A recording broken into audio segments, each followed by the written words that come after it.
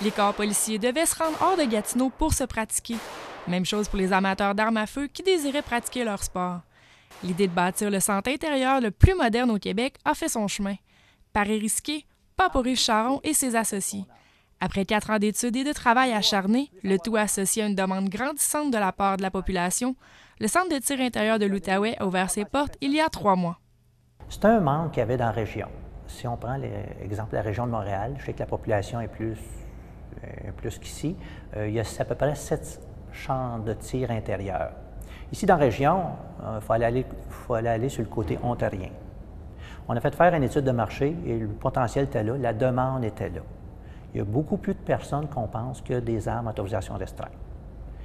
Peut-être illégal ou illégal. On veut montrer que c'est un sport, que c'est légal, que c'est sécuritaire, que c'est familial aussi.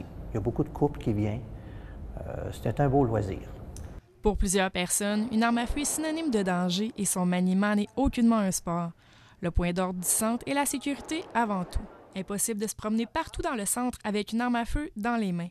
Il est possible pour les sportifs d'entreposer leurs armes dans une voûte sécurisée et le tireur doit observer de nombreuses règles de sécurité avant de pouvoir faire feu sur des cibles. Quelqu'un qui arrive, qui est tout en norme, qui a tous ses papiers, en rentrant au champ de tir, il s'enregistre au registre de la Sûreté du Québec, l'entrée, l'heure, et puis, en rentrant dans une pas de tir, il y a la lumière verte ou rouge qui indique si le champ de tir est ouvert ou fermé.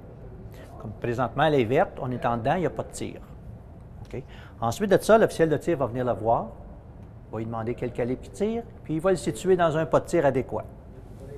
Ensuite, le client prend la valise, met sur la table, débarre sa valise, sort son arme, serre la valise, désécurise son arme, et puis fait le proof, le TPDO puis le proof qu'on appelle, il sécurise l'arme.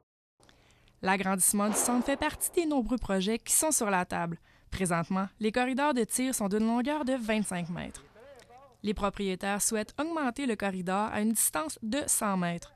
De cette manière, de nombreux utilisateurs pourraient pratiquer leur sport en toute sécurité, eux qui utilisent présentement les carrières de sable.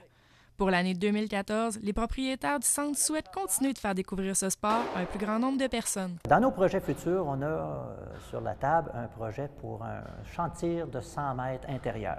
C'est le même concept que celui-là ici, c'est le même principe. 16 pieds de large, 4 pas de tir, mais 100 mètres intérieur. Notre système de ventilation est conçu pour ça aussi. C'est déjà prévu dans les plans. Continuez sur notre lancée, ça va très bien. Les corps policiers suivent. À tous les jours, on a des demandes, on rentre des membres. Puis on rend ça sécuritaire et amusant. C'est un beau loisir.